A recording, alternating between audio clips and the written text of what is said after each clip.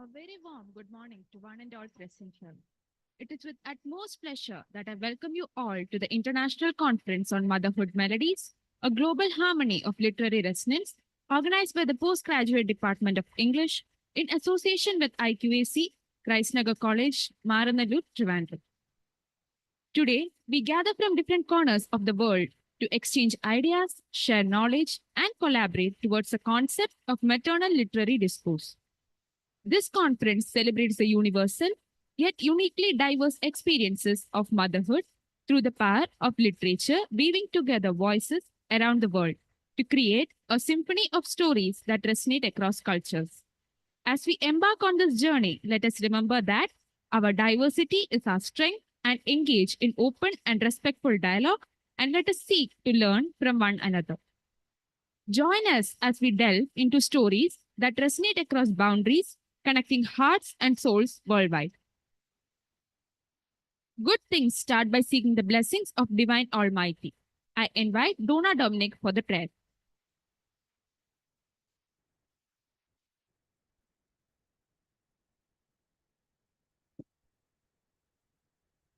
Out in the highways and byways of love, many are weary and sad. Out in the highways and byways of love, many are weary and sad. Carry the sunshine where darkness is round, making the sorrow in blood. Make me a blessing. Make me a blessing out of my life. Make me a blessing. Oh Savior, I pray. Make me sing to some Judy.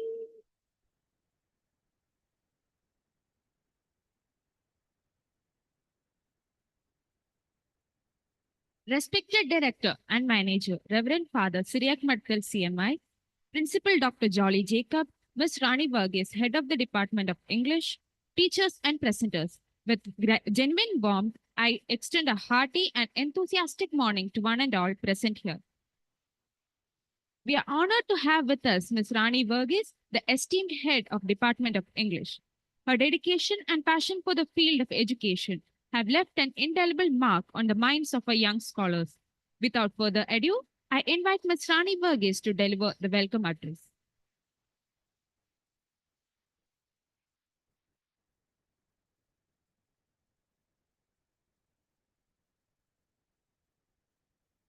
Good morning and a warm welcome to the third edition of the International Conference organized by the Postgraduate Department of English, Nagar College, Maranalur, Trivandrum. This year's theme, Motherhood, is actually a tribute to the mothers all over the world. And nothing in the world can excel a mother's love towards her children. And the essence of motherhood, I'll explain through a quotation from Victor Hugo's Les Miserables.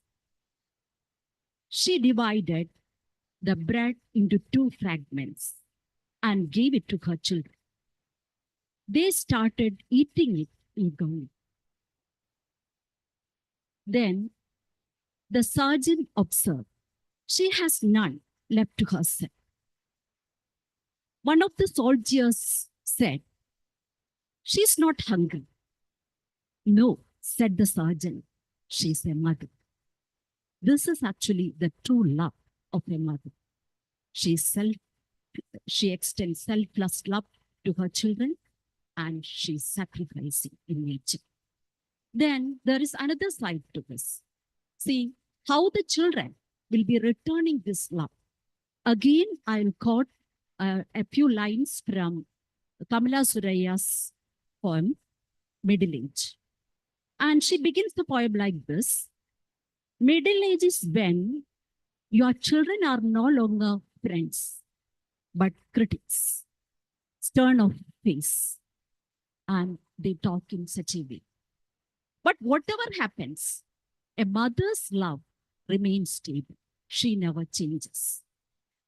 Now, let me welcome one and all to this international conference. First, Professor Dr. Chitra V.S., Professor of English from Mahatma Gandhi College, Thiruvananthapuram. And hers is a familiar face to all the members of the English department. Last year also, she had come here to chair a session. And I still remember the way she had evaluated each and every paper. And I understood that she had done a lot of homework before coming here to evaluate it. And such dedication and sincerity is rare even among the teachers today. I have great pleasure in welcoming Professor Dr. Chitra V.S. to the inaugural session of this international conference. The next person to be welcomed is our keynote speaker, Dr. Vidya Vishwanathan. She is a teacher in our Shankar Memorial SNDP Yogam Arts and Science College. And we are lucky to have her as our keynote speaker today, because she has done her PhD in the same subject. And definitely it will be an enriching experience listening to her talk. I extend a warm welcome to Dr.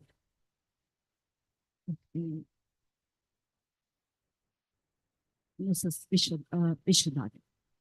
Next person to be welcomed is our manager and director, Reverend Father Syriac Madathil CMI. He is a true religious leader, humble, and a scholar.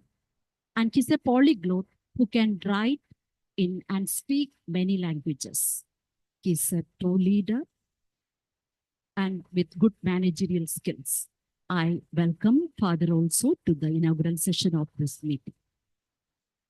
Then next, our principal, Dr. Jolie Jacob. She's actually a mother figure. She's a mother not only to her two children, but to the entire student community and the youngsters of this institution. She scolds, she congratulates, she corrects, but she binds all of us together with the thread of love. With extreme pleasure, I extend her a warm welcome.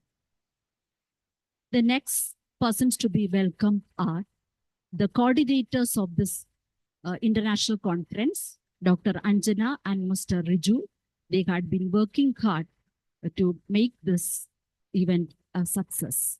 I extend a warm welcome to them and also all the members of the English department, the students, and also the dear participants. And also some faculty members from the other departments have actually helped us. I extend a warm welcome to them and also to the new teaching staff. Once again, a warm welcome to one and all. Have a nice and fruitful day. Thank you.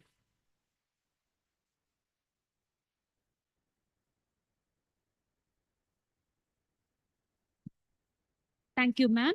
Without further ado, let us start with today's session. I now invite Dr. Anjana RB, coordinator, to take over the session. Welcome, ma'am.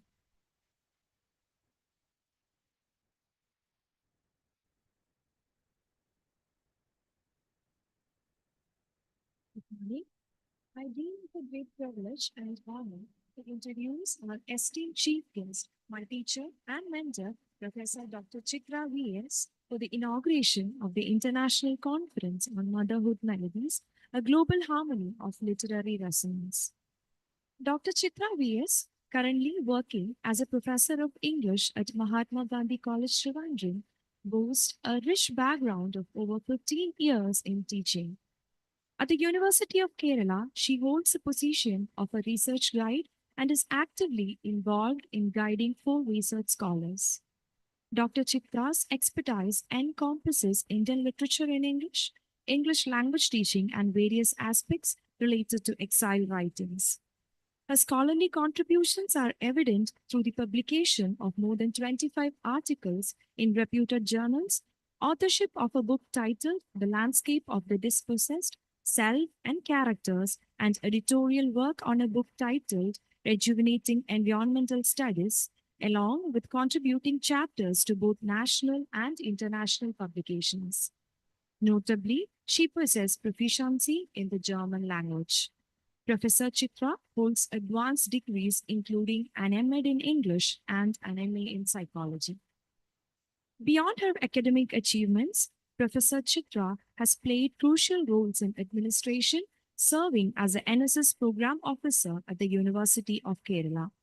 Her administrative journey also involves responsibilities such as IQAC coordinator and presiding officer of the ICC.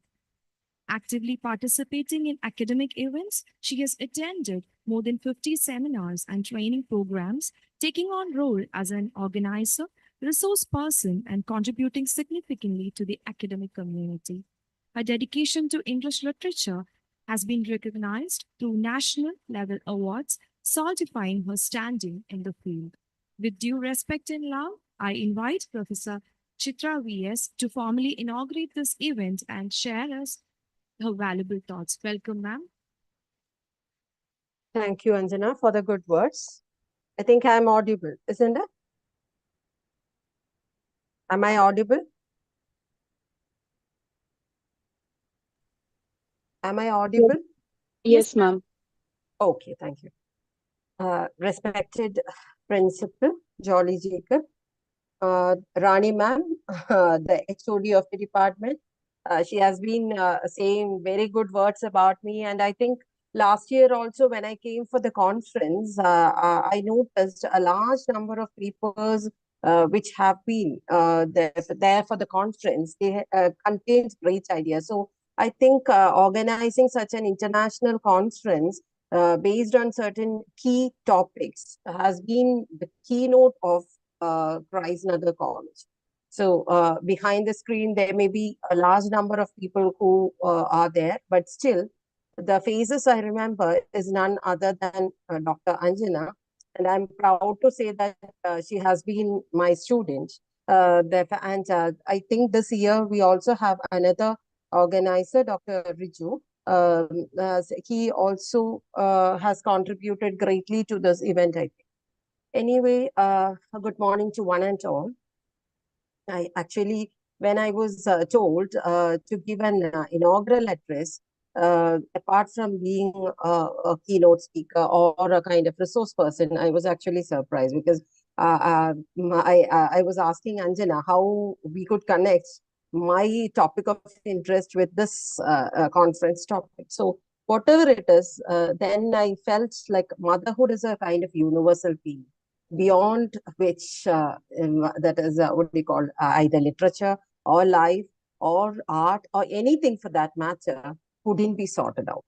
So motherhood is a theme which has a great interest, or you can say it's a very trendy topic nowadays, other than being what do you call a kind of important thing in life. Okay, so being a mother, being a or stepping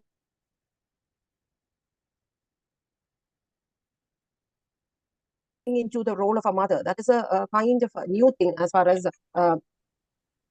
stepping into the role of a mother. That is a new thing that we had been, what do you call, that every woman had been interested in. Now, that is a new experience as well. So being a mother, perhaps I can tell you that. Now, apart from these things, which are in general, I would just delve into this profound and the universal theme of motherhood based on literature, life, and art. That is what I have decided for today's what do you call the inaugural address. Now, being a literature teacher or any teacher for that instance, you know that just like you have a mother at home, when you come to college or when you go to a school, the teacher is the person who takes up the role of a mother. That is what I have always felt. A true teacher should be like that. That is my concept of a teacher.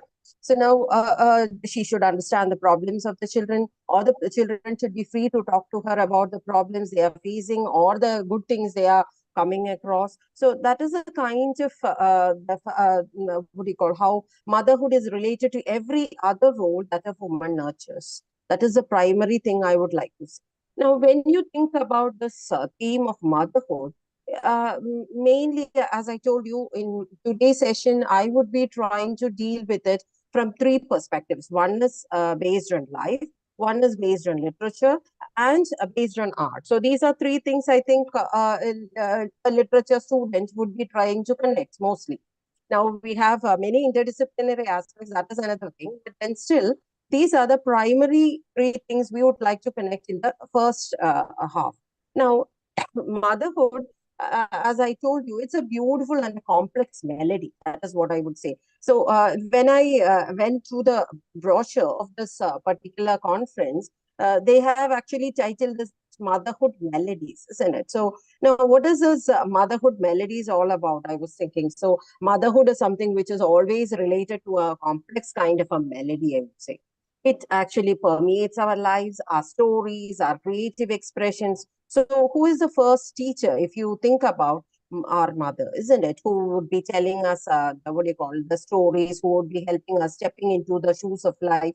So, that is the thing we have always felt. So, it offers a kind of rich symphony of experiences and emotions. Now, as I told you, the first part of my what do you call talk would be like motherhood melodies, how it reflects or it is being represented in life. So I would categorize it in three ways. One is in the form of melodies and songs, isn't it? That is the first thing we hear when you come into this world. Now, the how it becomes part of the daily rhythms and how emotional harmony and dissonance get created through it. So these are the three perspectives as far as the life is concerned. So when you think about lullabies and songs, you know that in the realm of everyday life, the melodies of motherhood often come in the form of lullabies and nursery rhymes, isn't it? These are two things which we can't be devoid of. So the first thing a baby come across, a child come across, that is the mother would be singing out the lullabies to the baby. And when you go to, when you start your, what do you call, the studies, the first thing you come across is in the form of nursery rhyme. So these two have a great influence in our future life. Now, the songs which we have been dealing with as nursery rhymes, if you notice, they actually creates a kind of soothing environment that tries to strengthen the bond between a mother and a child. These melodies actually provide comfort, continuity. They try to, if you notice, the main thing about these melodies or these kind of lullabies and the songs or the nursery rhymes we learn is that they try to link the past, present, and future in a timeless sense. Okay. So, another thing about them is that they are passed on to generations, isn't it? That we have been learning in our school days, we have been learning all these things when it comes to our children. Something which that doesn't change. It is passed on through generations, a kind of rich heritage we have been nurturing. Now, this is the first part of the life, isn't it? When you what do you call, come across the motherhood melodies in the first part of your life, it is in the form of lullabies and songs. In the second part, you can see that they become a part of your daily routines and rituals, and they create a kind of rhythmic structure that is very much similar to a kind of melody from the early morning wake ups, isn't it? Nowadays, we have the what do you call the alarm, which is often that we keep in your phone, and then the next morning it wakes you up. But then still, there is a rhythm in that, isn't it? So, which makes us remember the same kind of care and concern our mother used to give when you were a child. So that is something which becomes part of your life. So now, from the early morning wake up to the bedtime stories, the daily rhythms of caregiving and nurturing from a consistent as well as a kind of comforting pattern in the child's life.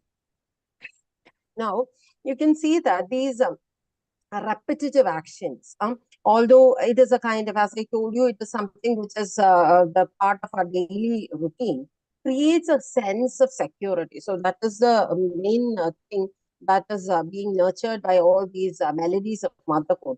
Now, it creates a kind of security and gives you a kind of stability, something which you can rely upon. Now, the third thing, that is the first step would for a child would be, as I told you, lullabies and the kind of nursery rhymes or the songs you learn. Then it becomes a part of your daily rhythm. Now, the third instance would be like it becomes a kind of emotional harmony and the kind of dissonance within it. Now, motherhood, as I told you, is a kind of emotional symphony. It encompasses a range of feelings from joy and pride to worry and exhaustion, isn't it? Where when you come home or when you are late, your mother is highly concerned about you.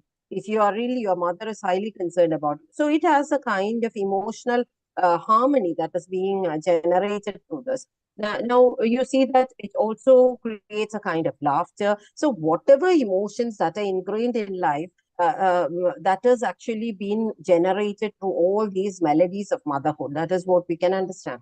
Now, these experiences also creates, as I told you, it creates a kind of security and stability. It also gives us a kind of harmony, an inbuilt harmony and dissonance, which reflect the complexities of maternal love. So perhaps it is because of all these things we are made capable of competing, or we are made capable of actually dealing with the things in life.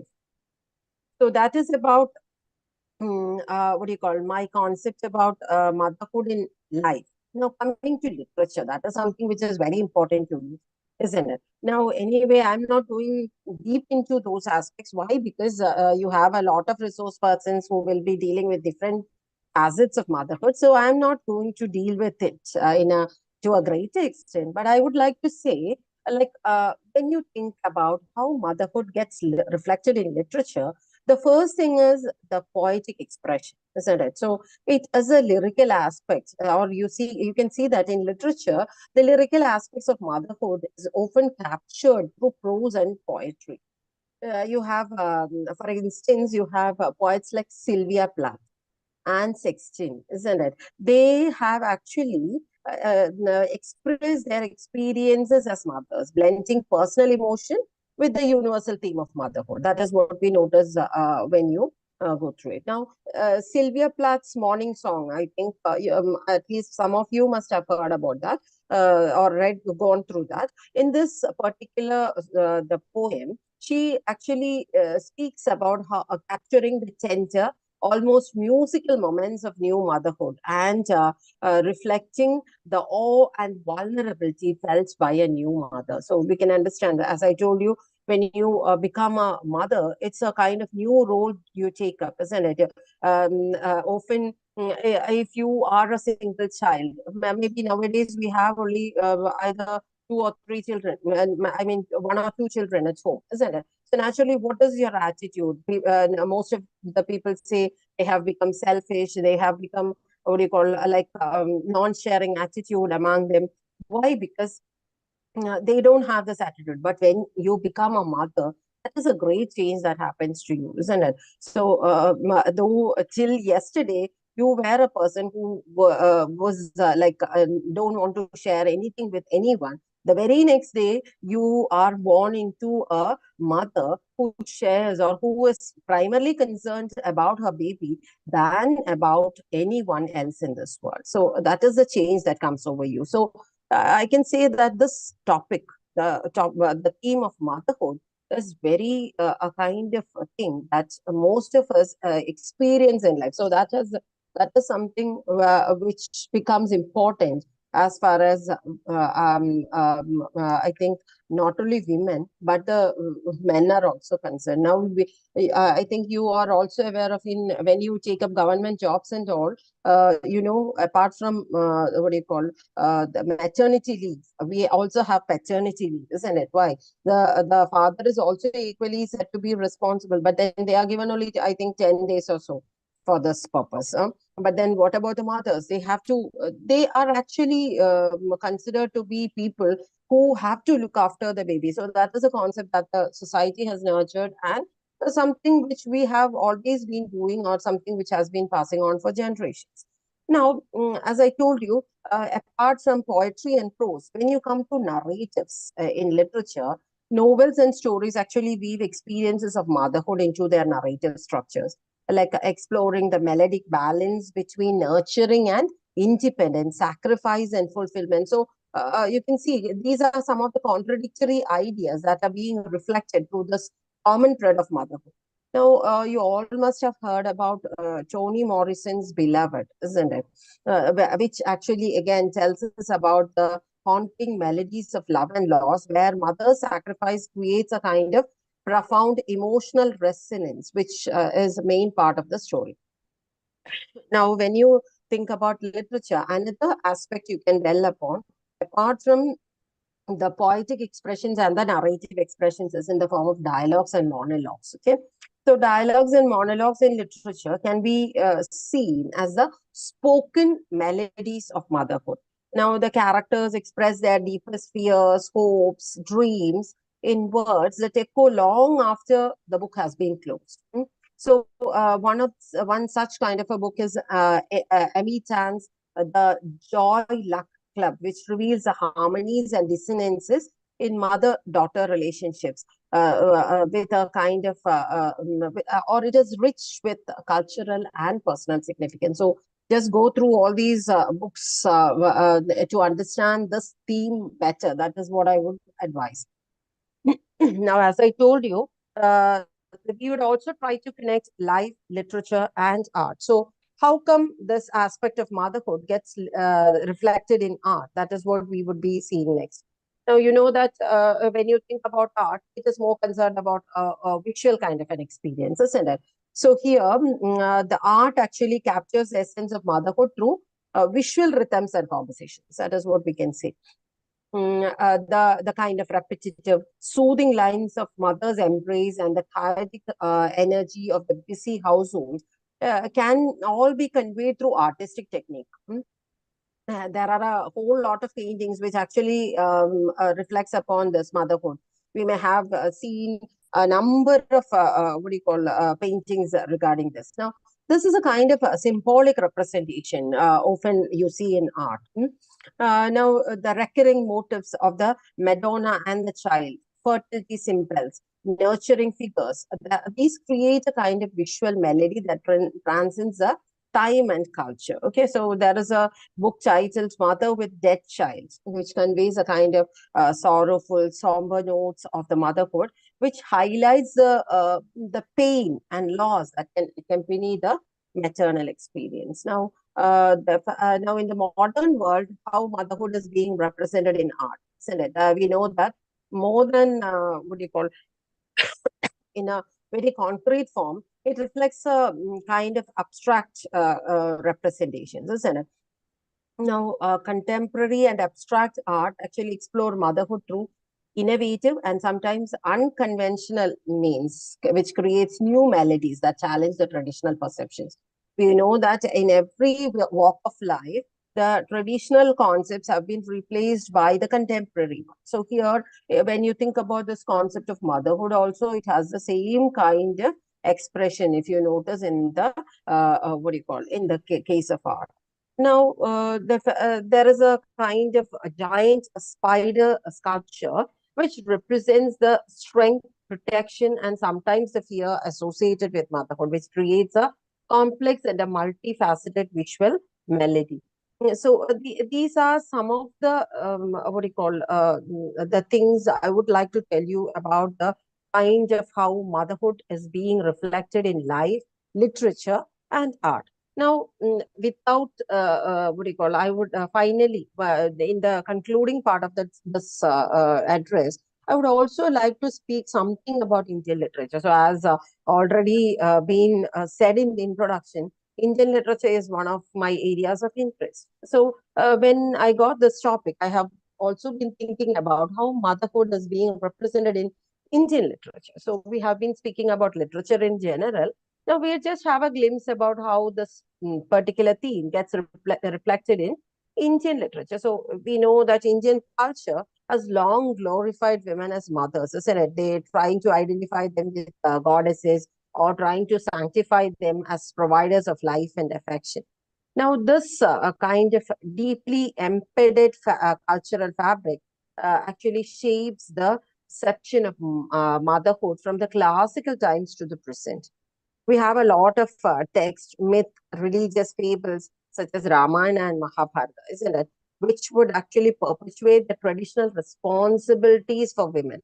You know the work Manusmriti, isn't it? We have often been thinking about how what do you call, the women have been depicted in this particular work. Now, Manusmriti actually reinforces these ideas, emphasizing the superiority of the male over the female, isn't it? There have been two sides to it, but then mostly it is said Manusmriti actually emphasizes the superiority of males to the female, and thus it emphasizes or embeds the ideologies into the societal consciousness. So it's a kind, we all know that it's a kind of social construct, isn't it?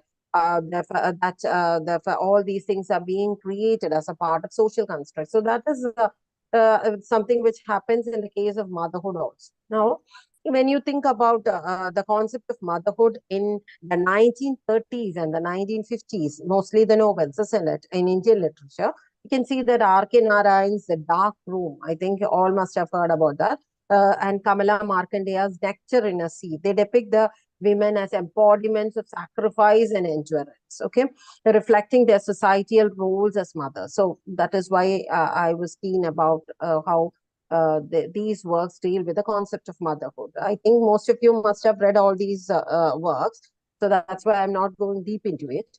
Now, when it comes to post 1960s fiction in Indian literature, you can see that they began exploring the women's inner psyche, isn't it? You must have heard about what do you call it? Anita Desai's Where Shall We Go This Summer, or Mulk Rajan's The Old Woman and the Cow. All these actually highlights the women's struggle for independence and identity. So now, therein, they were not only, even though they were depicted as mother figures, at the same time, they were also represented as people having their own whims and wishes, and how they would reflect this particular bond of motherhood through keeping in what do you call, keeping intact their concept of womanhood. So that was how this concept of motherhood changed in the scenario of Indian literature.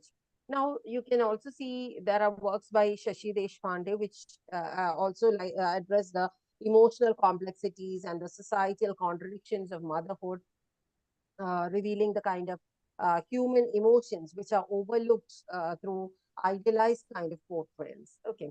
Now, I think another work which depicts this is Jhumpa Lahiri's The Lowlands. I think most of you are familiar with this work. It actually depicts the what do you call, the mothers facing mental illness. So that was another kind of concept which evolved in Indian literature. So the kind of transition from the woman to being a mother. So that created a lot of what do you call, complex emotions, isn't it? So here, these women were actually depicted as suffering from. Nowadays, we know there are women who suffer from depression after this or the postpartum depression, isn't it? So here, the beforehand itself, literature have depicted such women, and how, what are the society's expectations, or what are the challenging traditional views of motherhood. So these were some of the things I would say they try to address.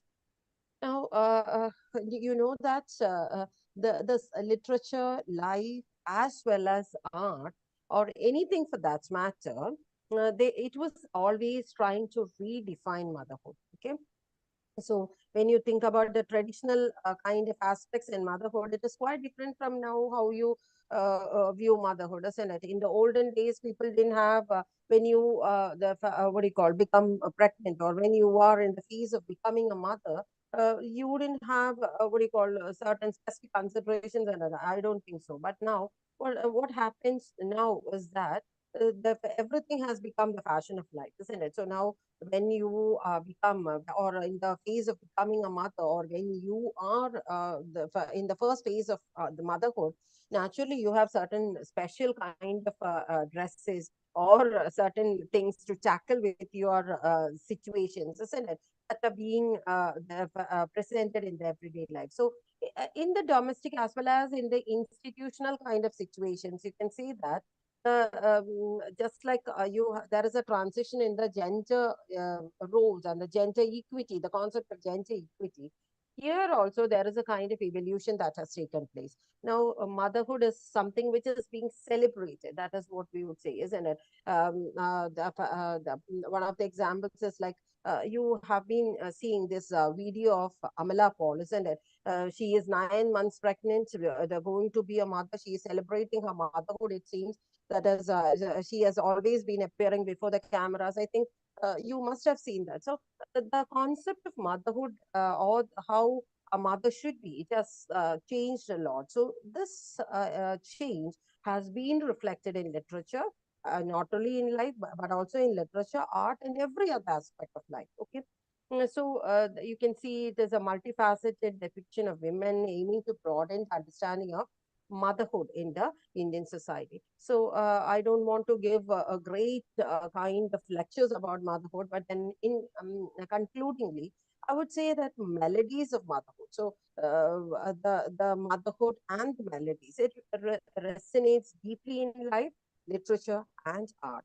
These melodies actually capture the essence of maternal love, sacrifice, joy, and pain, which creates a kind of universal language that transcends the cultures and generations. Now, as I told you, whether through the literal songs sung to the children, the poetic and the narrative expressions in literature, the visual rhythms and symbols in art, the theme of motherhood actually continues to inspire us and it moves us forward. So that is what we actually see.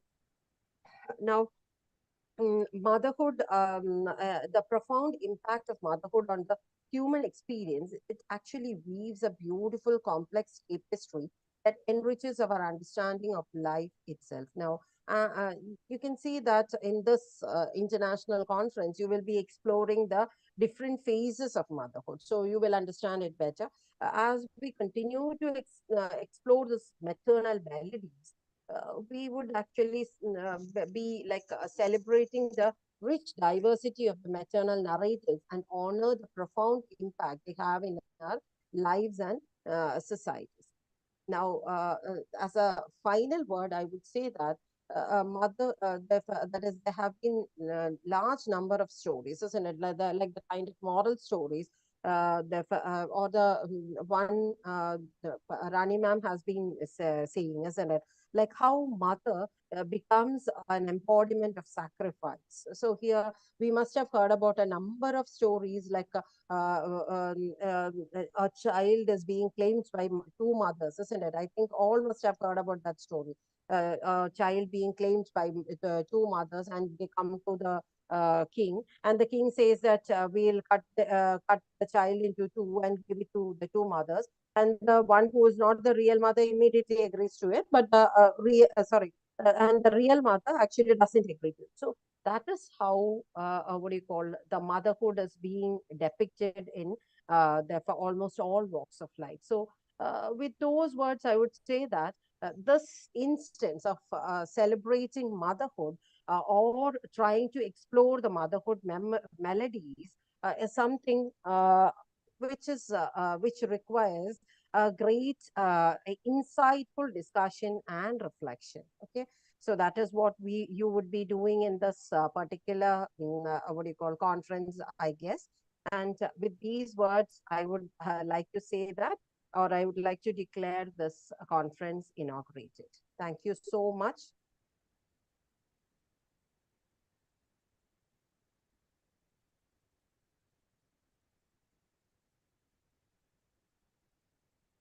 You, ma'am, for illuminating our paths with your wisdom and reminding us the boundless strength and love inherent in every aspect of motherhood.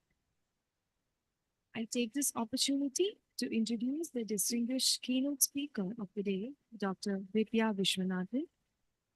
Dr. Vidya is working as Assistant Professor of English at R. Shankar Memorial SNDP Yogam Arts and Science College, Kolkata, an institution affiliated to the University of Calicut, Kerala.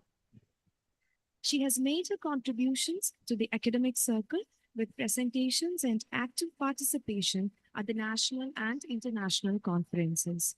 She is an invited speaker as well as a resource person to different national seminars and has chaired sessions at several conferences.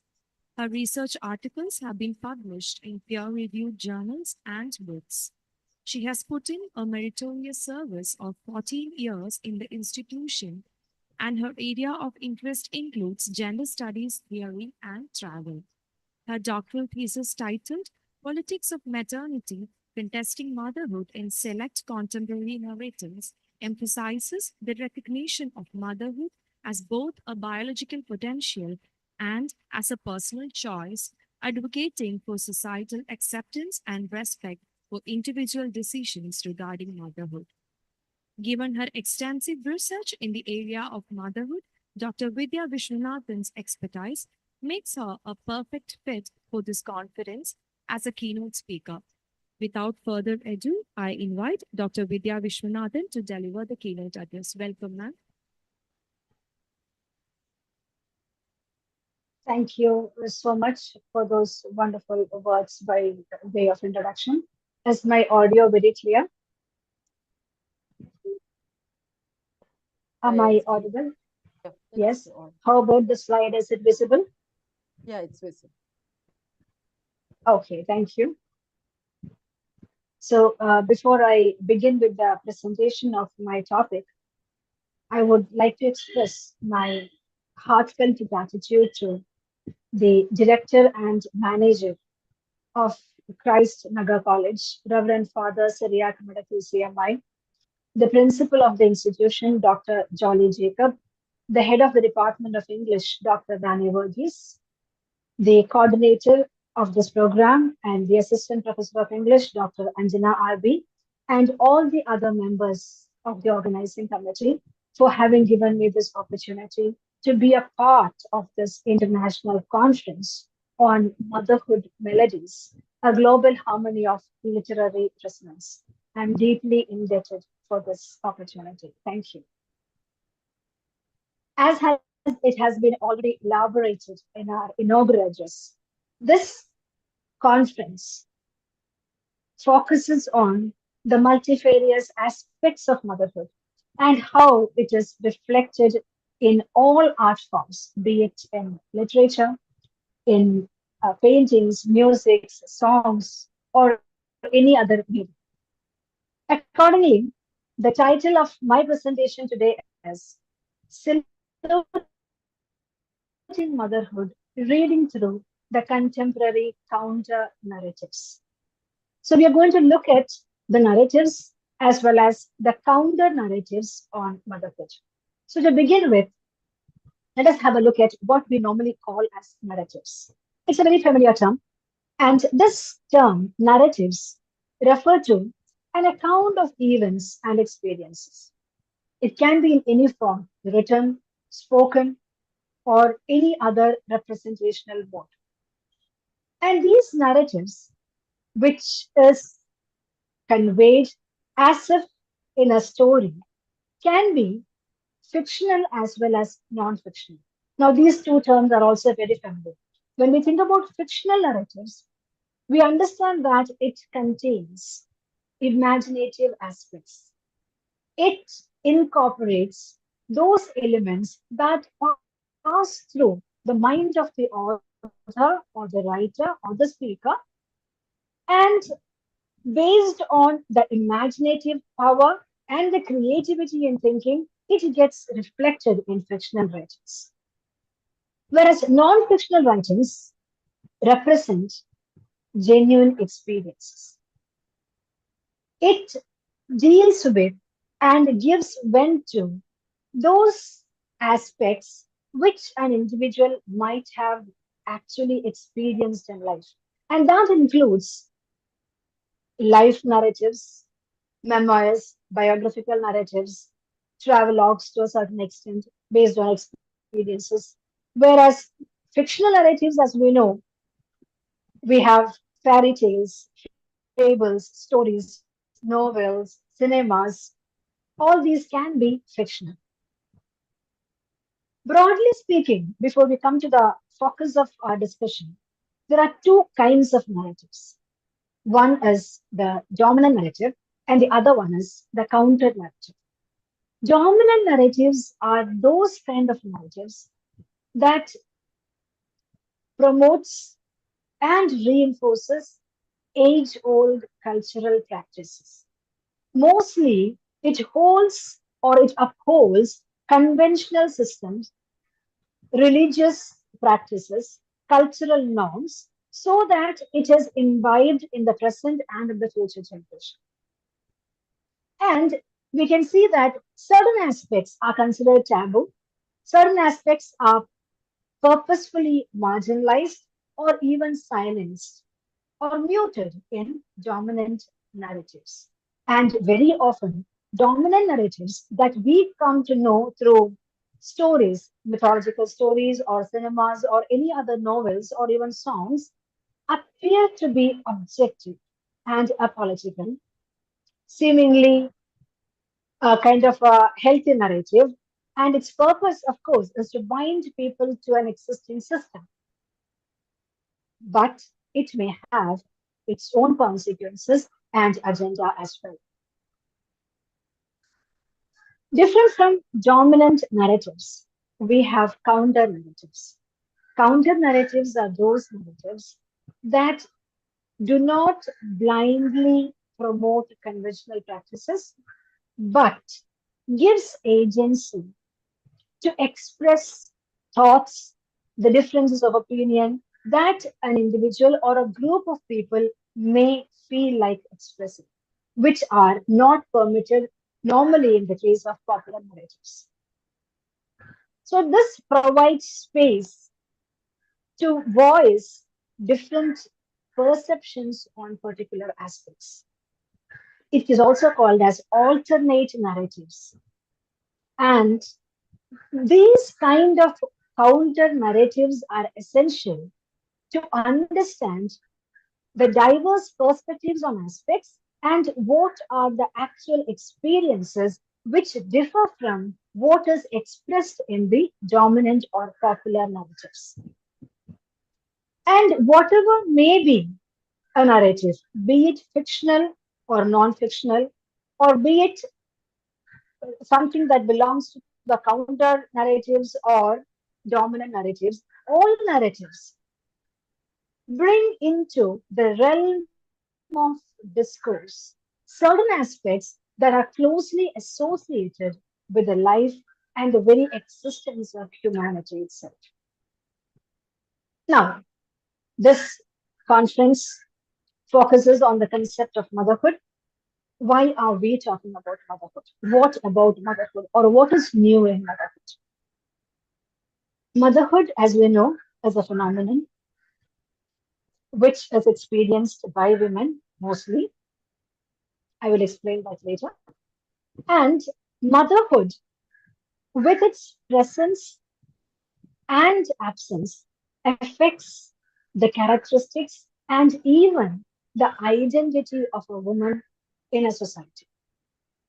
So when we say motherhood affects the identity of a woman with its absence and presence, it means on becoming a mother, there is a deep rooted transformation that takes place in the life of that particular individual, that woman. And due to any particular reason, if a woman does not become a mother, it could be biological reasons, or it could even be out of choice. If the individual has got some other orientations in life, or she has got some other goals to pursue, she may opt out from becoming a mother. So if you are a mother or if you are not a mother, both affects your representation in society, in the subjective role. Being a mother transforms your identity from an individual, from a woman, into a person who is an entirely new, who has an entirely new identity. You can never go back to the pre-maternal life on becoming a mother. This we know. And if you're not a mother, there may be humiliations. You may be humiliated in public. People may ask you, people may demand you to become a mother because this is what is normally expected of a woman. We have mythological stories and we have other narratives as well, which reinforce this concept that if you are born a woman, you have to die a mother. So this is considered in most societies as the ultimate destiny of a woman. Hence, since this aspect marks the identity and the status of woman in a society, which is a society especially like ours, which is patriarchal, it has got its significant role to be discussed and debated. Now, when we talk about motherhood, we hear stories about mothers. We have um, representations in films, novels, and we have mothers at home in among our friend circle, among our family. We see mothers everywhere.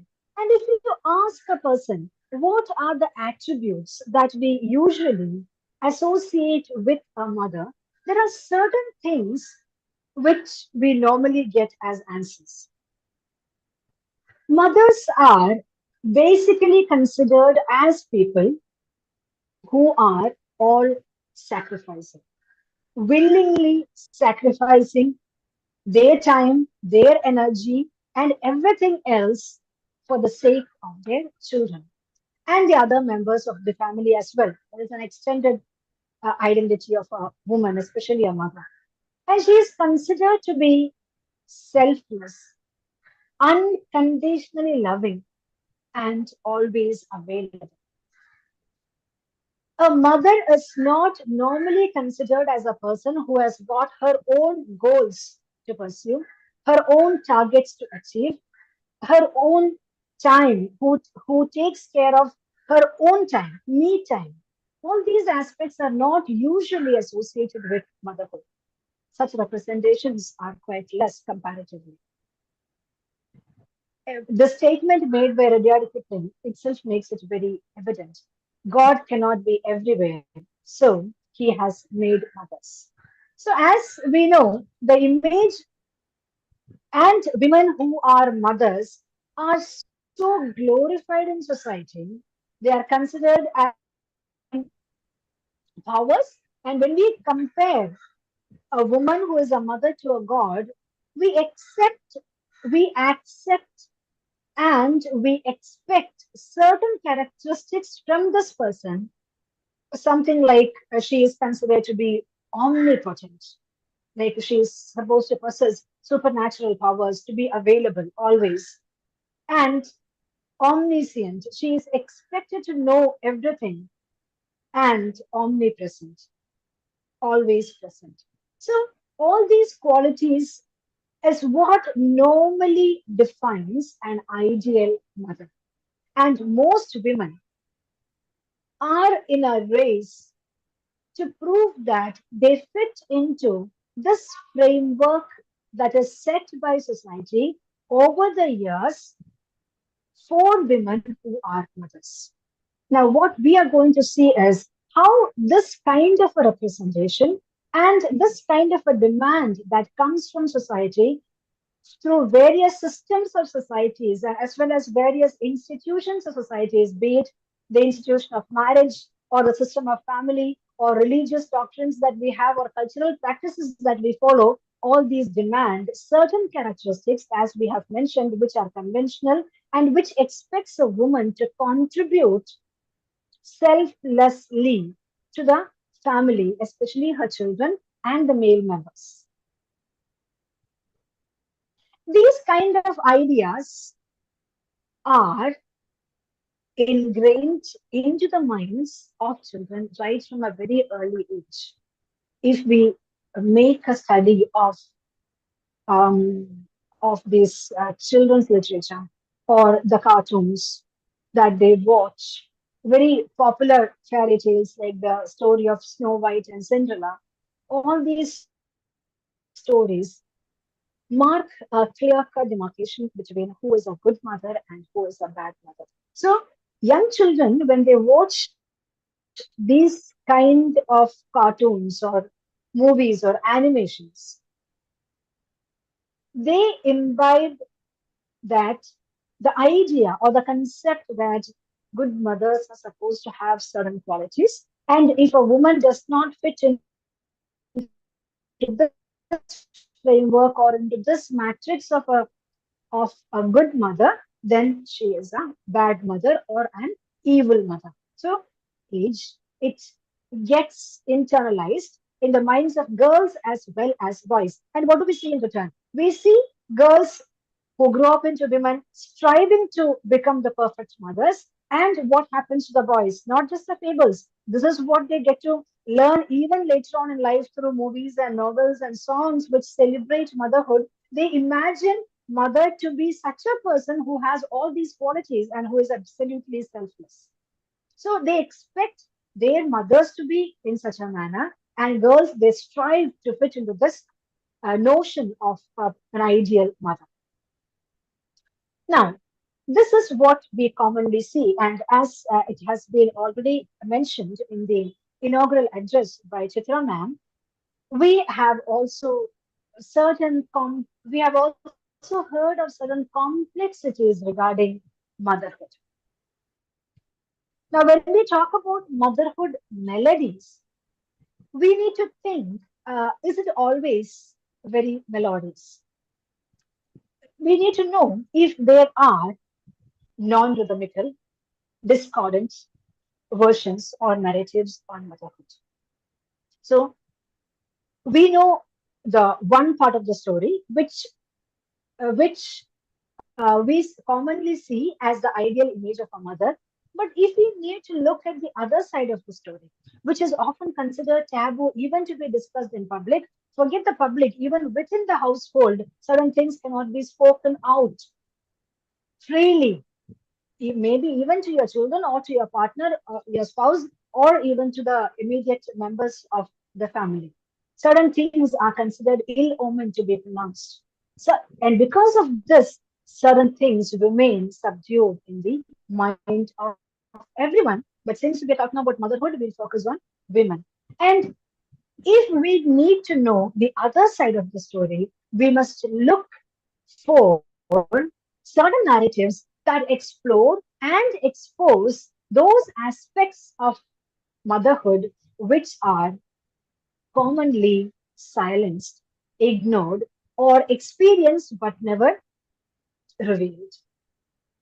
And when we trace the writings of such narratives that give us a picture of the dark side of motherhood, or rather the unrhythmic, not so melodious aspects of motherhood. To begin with, I would mention this book, Virginia Woolf's A Room of One's Own.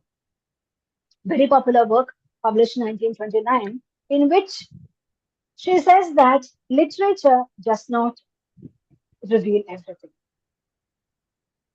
That is because she explains in the book earlier, writings and writers were by males. And when males started writing, they wrote about women based on what they assumed them to be or what they considered women to be.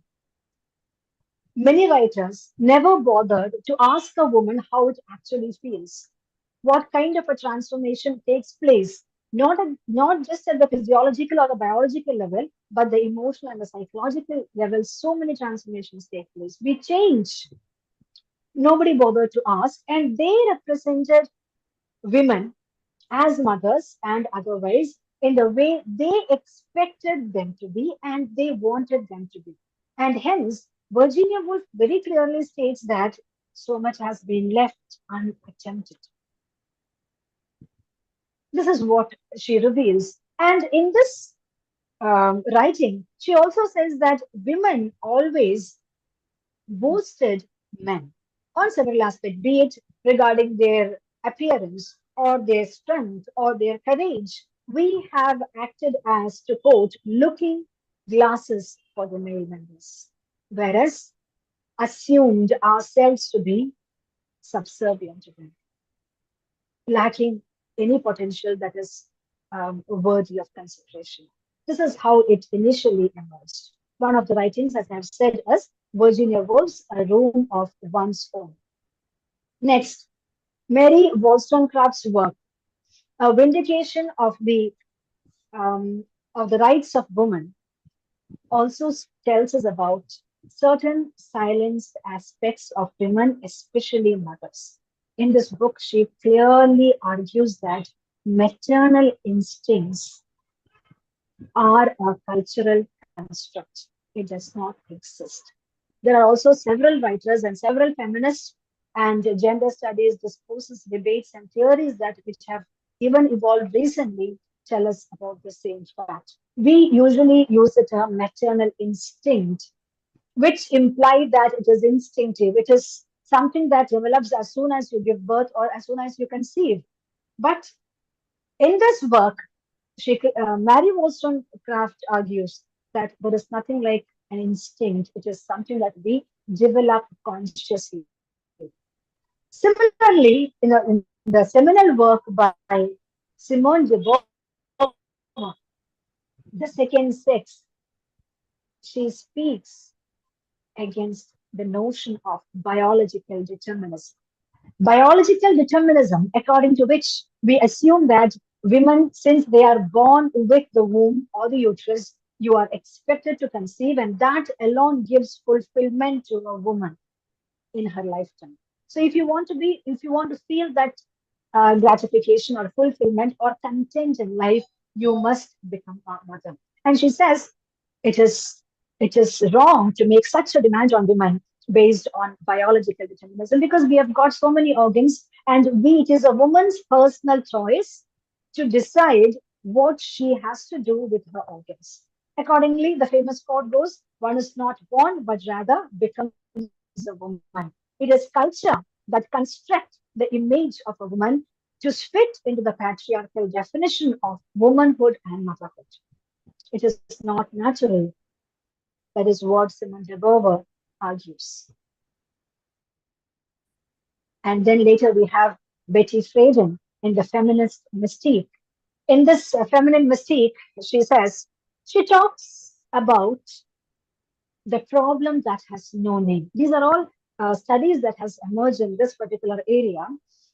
The problem that has no name, when Betty Friedan states that she has made a study, a data collection, collecting information based upon the experiences of women, especially those women who are wives and mothers. And and this study has reached a conclusion that domesticity or domestic labor, taking care of the family, looking after the children, all these does not gratify women in the real sense of the word.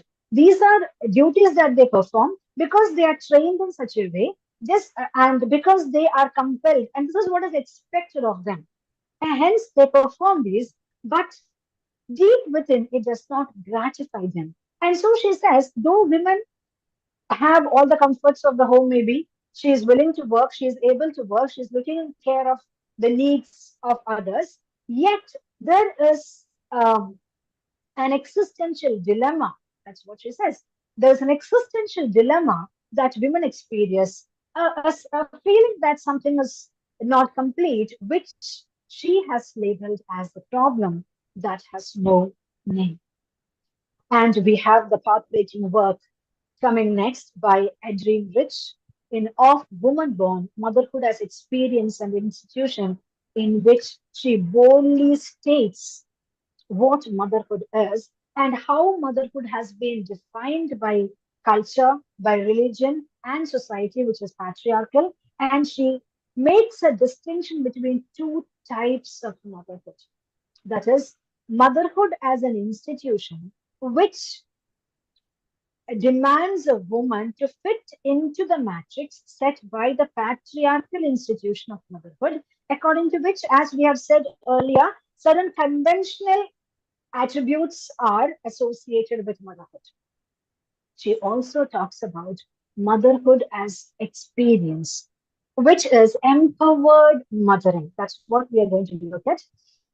Empowered mothering, that is a kind of mothering which is different from the institution of motherhood as promoted through literature, through movies, songs, which only tell us about the one side of motherhood. But empowered mothering, she says, it is the ability to understand understand the potential of a woman, the power of her body to reproduce, and at the same time realize her capacity as a woman, along with performing this responsibility, she talks about the experience that a woman has on becoming a mother. So, in this, when we talk about the experience, which is different from the expected experience, this is the difference.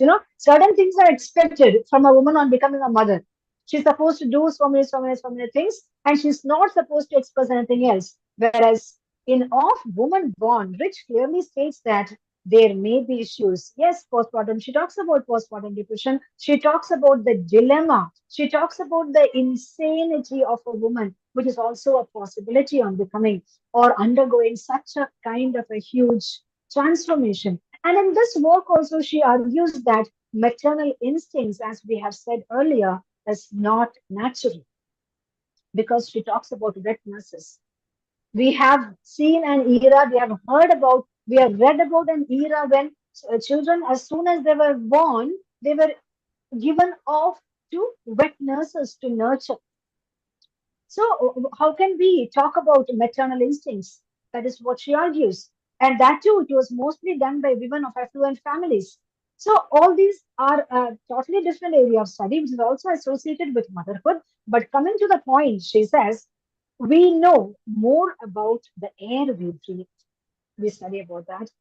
The seas we travel, but nothing much about the nature and meaning of motherhood, which is a very complex term, which has to be studied in detail based upon the experience of the person who undergo this transformation, right from the time of conception through the phase of bearing, then to the process of birthing and nurturing the child, in which women are expected to nurture the sole responsibility. Of course, when you talk about the contemporary phase of this, we see changes, but still, it is not the change has not yet come to that extent where motherhood has been or motherhood is considered as a gender neutral term. We still have a long way to make it a reality. So she says the responsibility of nurturing a child so that the child becomes acceptable in society. That responsibility falls on the shoulders of women.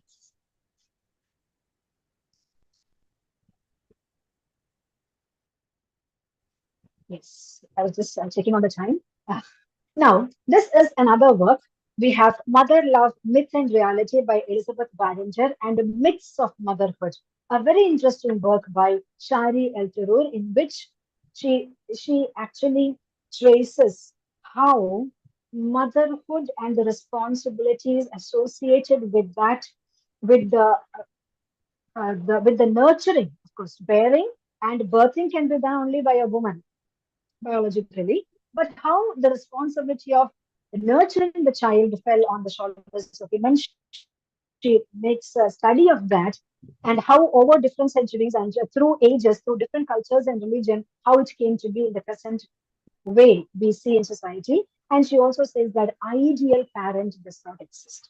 But what exists as cultural conspiracy of silence, religion, the family, culture, they don't they, all these institutions does not always give women the freedom to vent out what they actually experience. We'll come to know what their actual experience is through the light of some of the biographical as well as fictional writings. Now, mothers are not only life support systems. This is what she argues in the book. And mothers cannot be either as angels or demons. They are also human beings with all passions, desires, likes, dislikes, everything. And she also says a very interesting statement that it is culture, not children, that demand unconditional commitment from mothers. Children, they will grow up. They can be taken care of even by others. So parenting is a responsibility, but when you look at the share of the work done by mother and the father, there is a huge difference in most cases.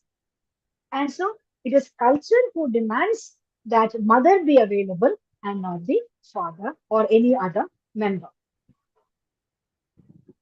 So when we look at these representations of motherhood in the dominant, common, or popular narratives, and when as we have seen the emergence of counter narratives, we understand that it is high time for us to restructure and deconstruct the concept of motherhood so that it becomes more accommodative as well as more liberating for women, in the sense that she gets the space to explore her passions and desires along with being a mother.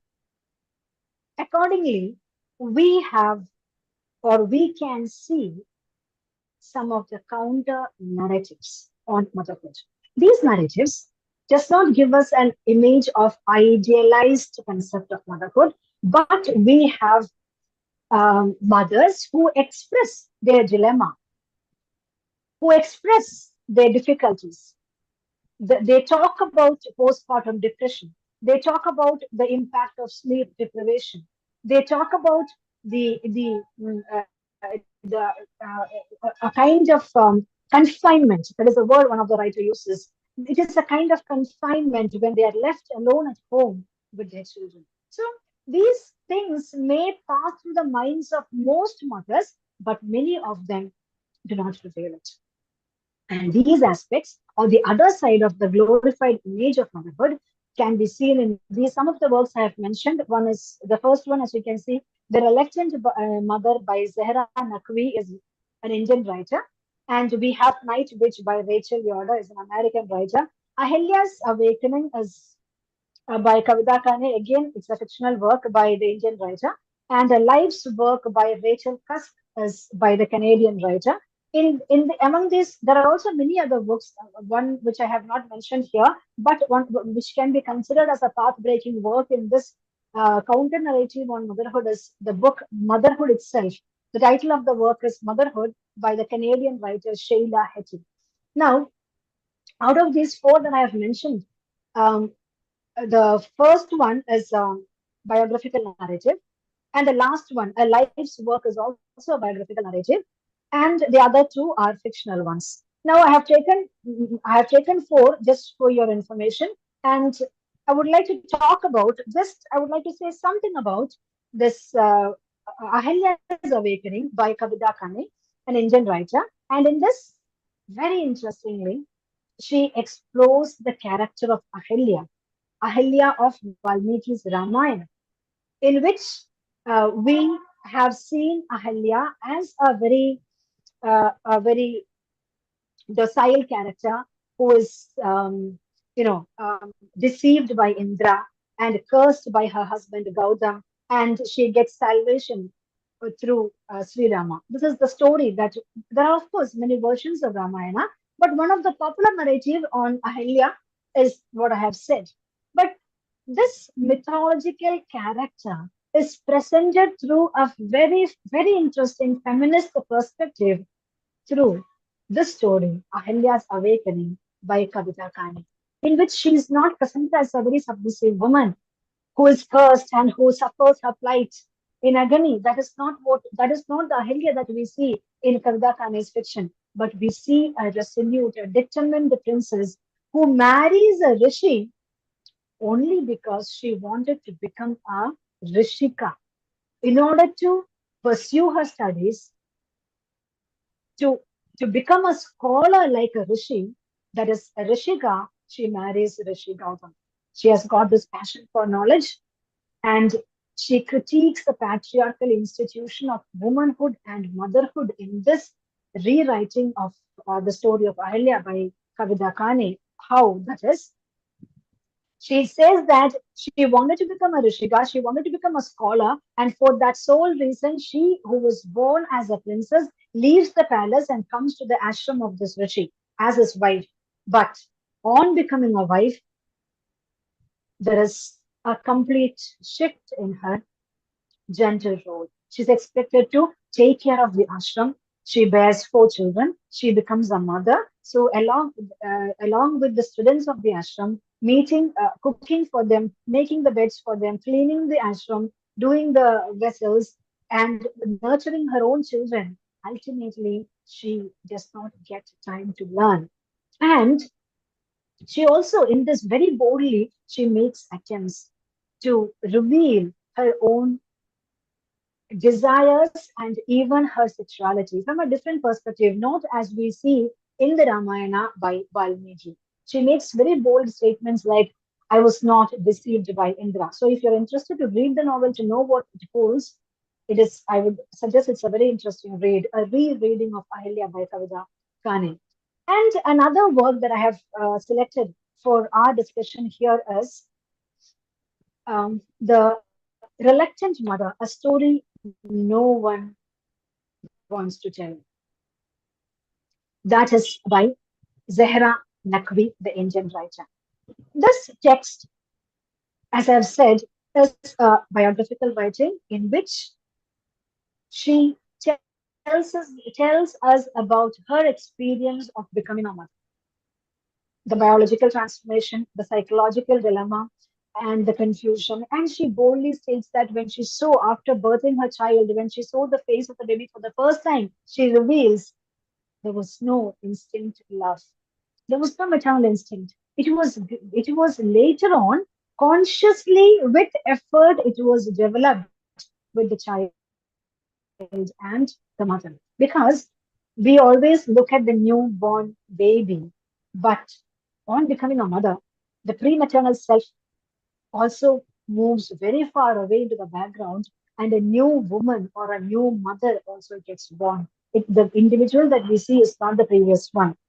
So her body is affected, her mind is affected. We have this concept of mother baby, in which we don't say it as mother and baby, but mother baby, which tells us that it is a single entity now. And it is essential to create independence for both the mother and the baby so that they experience their own individuality. So this text tells us about the nuances of becoming a mother, along with celebrating moments of joy and other experiences. Now, as part of conclusion, I would like to say that these kind of counter narratives by non-conformist authors, like we have seen Kavita Kane as well as Zahra Naqvi, or as I've mentioned, Sheila Hetty or Rachel Cusk, they they challenge the existing norms that are associated with motherhood. They bring into the realm of discourse the genuinely felt experiences of women as mothers. And we also have a character in one of these works in which the whole text is a kind of a question from the beginning, almost towards the end, in which the writer deals with this question of to be or not to be. Should I become a mother or should I not become a mother? And ultimately, she decides against it. And these kind of counter narratives enable us to understand that what we see as a glorified concept alone is not the reality of the experience, but there are also other aspects which should be taken into consideration while talking about motherhood. And hence, the age old conventional attitudes must be revised, and the concept of motherhood itself must be shattered so that we get an opportunity to see the woman behind the mask of motherhood. That is, we get to see women who are not pretentious, who are not acting happy, but women who are able to imbibe and express the joy as well as the sorrows and other experiences associated with motherhood. I would like to conclude by saying that all women, as Amy Taylor says, need to grow as individuals and not just as moms. And as Adichie has mentioned in her article, collection of essays, be a full person. Motherhood is a glorious gift, but do not define yourself solely by motherhood. So we can conclude that motherhood is a noble role that a woman can perform, but let there be space for her to express her individuality and develop her potential to meet her own goals in life along with being a mother. Thank you so much.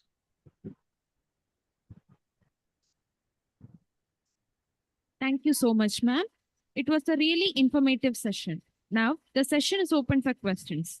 Participants can post their questions in the chat box or unmute their mics and ask your queries.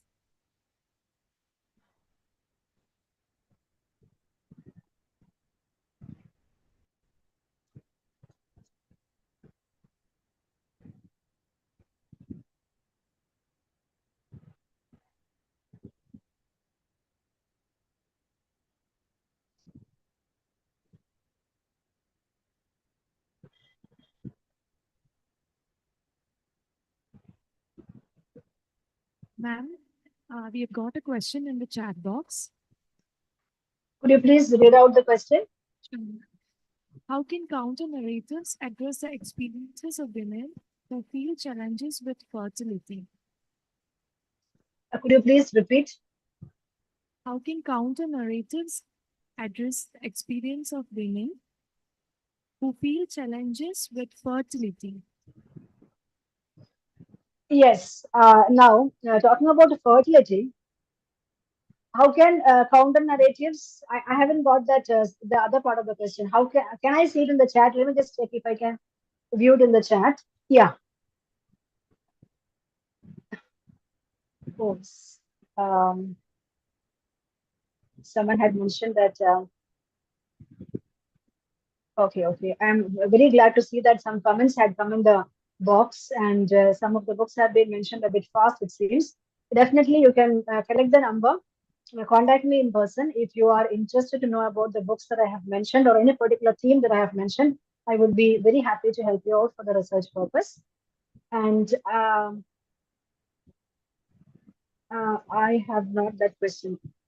Um, yeah, I see the question now. It's by Bhagya Vijay. Ma'am, how can counter narratives address the experiences of women who feel challenges with fertility? Yes, it's a very good question, Bhagya. Thank you for the question. See, when we say counter narratives itself, these are narratives that do not fit into the expected outcome of a narrative. Like usually when we talk about motherhood, we only talk about the glorified aspect of it. We never reveal or express the postpartum depression. Postpartum depression is a reality, but people somehow don't seem to understand. And I personally I have seen a woman making a reference to her daughter-in-law and was saying, this girl is acting weird. Every woman becomes a mother, and what is the big deal with her? Simply, the mother-in-law was not willing to understand. And there are so many such cases where they are not able to understand that this transformation affects the life of women psychologically as well as emotionally, along with the physical changes that takes place in the body. So counter narratives, as we have said in the beginning, gives space for us to express what we actually feel, not what we are expected to feel. That is the difference. And so, when for your interest, I will mention that book once again. It's the book by Motherhood. The book's name is Motherhood. It is by the Canadian writer Sheila Heti, published in 2018. So, in this book, she decides not to become a mother. That is, the entire book, as I have said, interrogates this question: should I become a mother? Should I not become a mother? And she realizes that she does not want to become a mother, and she becomes an author. And when her friend says, very interestingly, that I have got 6 children, this narrator says, I have got 6 books that I contribute to society, which is equally relevant. So it is not necessary that every woman should find ultimate fulfillment in motherhood. You can have your own choices. That is the whole argument. Like when we live in an era of inclusivity, how can we say that women has only one realm of existence and satisfaction, and that is through motherhood? That itself becomes contradictory. And such experiences women have with fertility can be addressed through counter narratives, or it is, I would say, it is not. The woman should be equipped. Society should be supportive in such a manner that all women in such a manner to understand that all women need not be mothers by default. You can have other choices as well. That is what I was trying to argue. If by choice, if you want to become a mother, well and fine, but there are also other ways to feel very content or to live a fulfilled life. And for the understanding of the students, you might have seen the Malayalam movie Saras. What happens in the movie Saras? That is a counter narrative. When we have Malayalam movies that celebrate motherhood, that glorify motherhood, that present the ideal image of motherhood through various narratives, Saras is unique. Because in that, the actress gives priority to achieve her goal of becoming a film director, and I think she even undergoes an abortion. So we don't know what happens later. But that is how the movie is a counter narrative in which she gives emphasis to her professional career rather than as society expects to go on in the family way. I hope I have answered your query, Bhagya.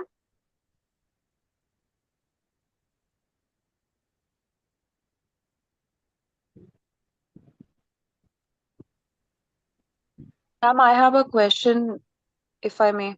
Yes, please. Yeah, sure. So, ma'am, like, what do you see as the future trends in the portrayal of motherhood in contemporary media and literature? Please repeat the question. Ma'am, what do you see as the future trends when it comes to portrayal of motherhood in contemporary media and literature? What can be the trends that we can sort of expect, especially with a lot of OTT platforms coming up with series where the mother is both the breadwinner and also, playing very I didn't get the subversive last part of roles. the question. Series where? So my question is, what are the future trends that you can sort of anticipate in the portrayal of motherhood in contemporary media and literature? Okay, if you don't mind, please repeat the question once again. Uh, what are the possible future trends in the portrayal of motherhood in contemporary media and literature? Okay, okay. Thank you for the question. The See, when we look at the media representations and contemporary writings, we see that unlike in the earlier days, women are women have become more bold to give vent or to voice what they actually feel. Just like what we see in the case of sexual orientations. Before, we lived in a time when only heterosexuality was considered normal. Now we have writings by writers who openly disclose their sexual orientations, which are different from what is considered normal.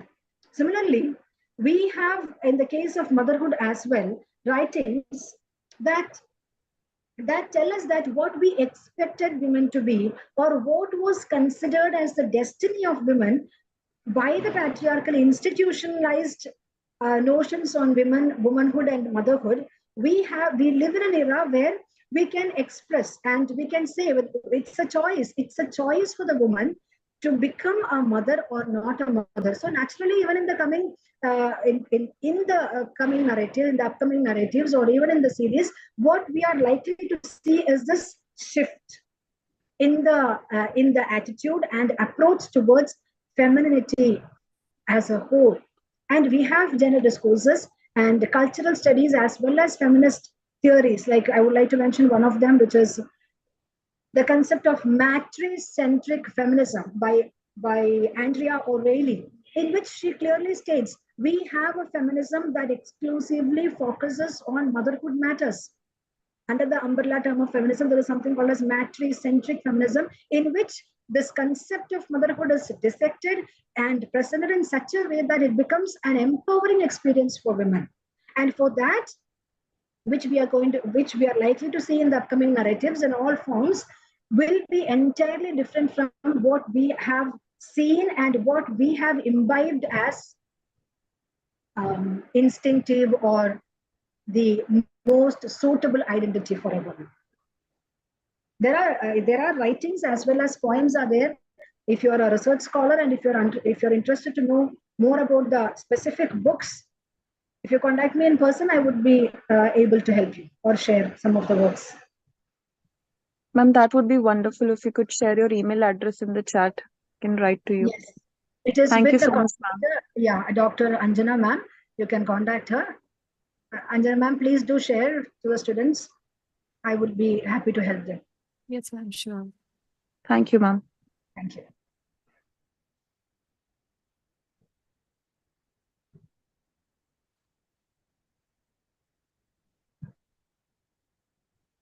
Any more questions?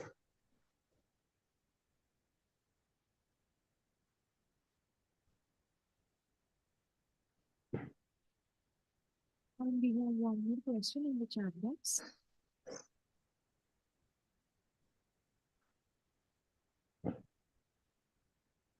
How do counter narratives challenge the traditional definition of motherhood?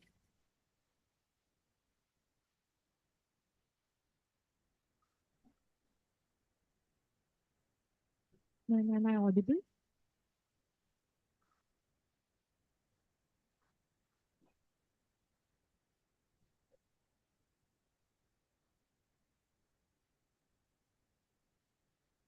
Yeah, I'm not able to hear anything. Is there anyone asking a question? And there's a question in the chat box. Is it in the chat box? Counter narratives, I'm not able to hear. the traditional concept of motherhood.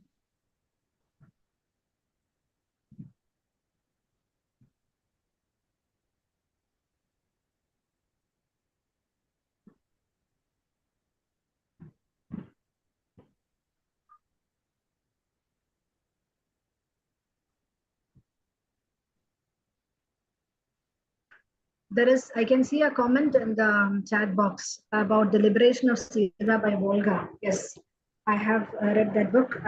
There are also many other writings. It is by Sukriti Sharma. And thank you, Sukriti, for this comment. And yeah, even Kavita Kane has taken, I think, special attention to reread the mythological characters, especially those from Ramayana and the Mahabharata.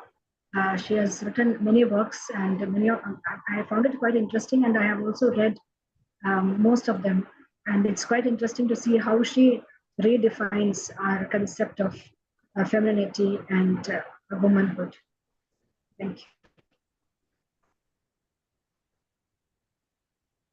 Do I have another question or any comments? No, ma'am. Thank you.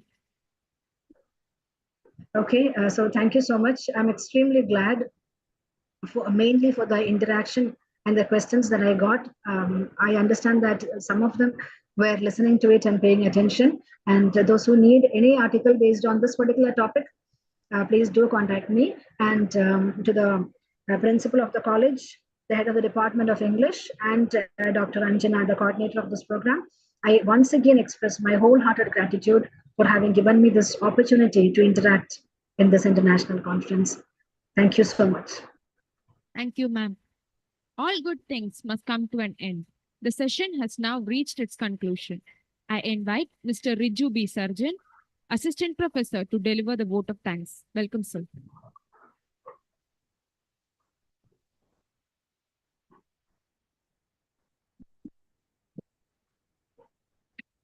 Good morning to all.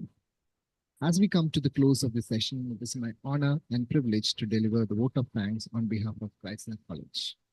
This inaugural session has been a remarkable journey enriched with profound insights and stimulating ideas. First and foremost, we are profoundly grateful to Dr. Chitra V.S., Professor, Mahatma Gandhi College, Thiruvananthapuram, for the inaugural address. Motherhood, as one of the dominant themes in Indian literature, is given its due justification through her illuminating talk. Thank you, ma'am. Your presence has been a great honor and has added immense value to this event. Our heartfelt thanks also goes to Dr. Vidya Vishwanathan, Assistant Professor, R. Shankar Memorial, SMDP Yogam Arts and Science College, Calicut, for her enlightening keynote address. She has provided us with new perspectives like counter narratives and inspired us to explore the multifaceted theme of motherhood in literature. Your contributions have set the tone for this conference and have been a source of great inspiration for all the participants and also the faculty members. Thank you, ma'am, for the wonderful session. Next, I extend our deepest gratitude to our principal, Dr. Jolly Jacob, whose unwavering support and guidance have been instrumental in making this conference a resounding success. Thank you, ma'am. To our manager and director, Reverend Father Siriak Madapal CMI, thank you for your continuous encouragement and for providing the necessary resources that had made this event possible. Thank you, Father. We are also thankful to the head of the department, Ms. Rani Verghese, for your guidance and support in not only organizing this international conference, but also encouraging the faculty members and students alike. Thank you, ma'am. At this juncture, I would also like to thank Dr. Anjana RB, Assistant Professor, Christ Nagal College, and Ms. Rashmi R, Assistant Professor, Christ Nagal College, the coordinators of this conference, and all the teachers of the English department for your dedication and hard work in organizing this entire event. I would also like to thank the students of the English department, Christ Nagar College, for assisting our faculty in conducting this event. Thank you all. We also extend our sincere thanks also to Mr. Rajesh Kumar R and Mr. Anand MG, Assistant Professors of Department of Mathematics, for providing technical support. Thank you, sir. Our gratitude also goes to the supporting staff, Mr. Joswin M, for the smooth functioning of the conference through online mode. Thank you all once again, and we look forward to future gatherings of such enriching academic exchange. Hope the paper presentation sessions, which is scheduled in the afternoon, would be as illuminating as this. Thank you.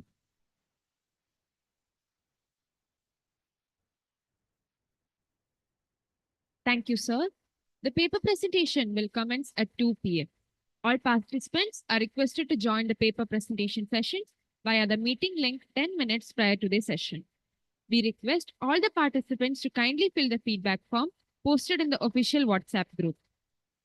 With that, we have come to the end of today's program. We extend our gratitude to all the participants, students, and teachers for joining us today and making this event a great success. Thank you and have a nice day ahead.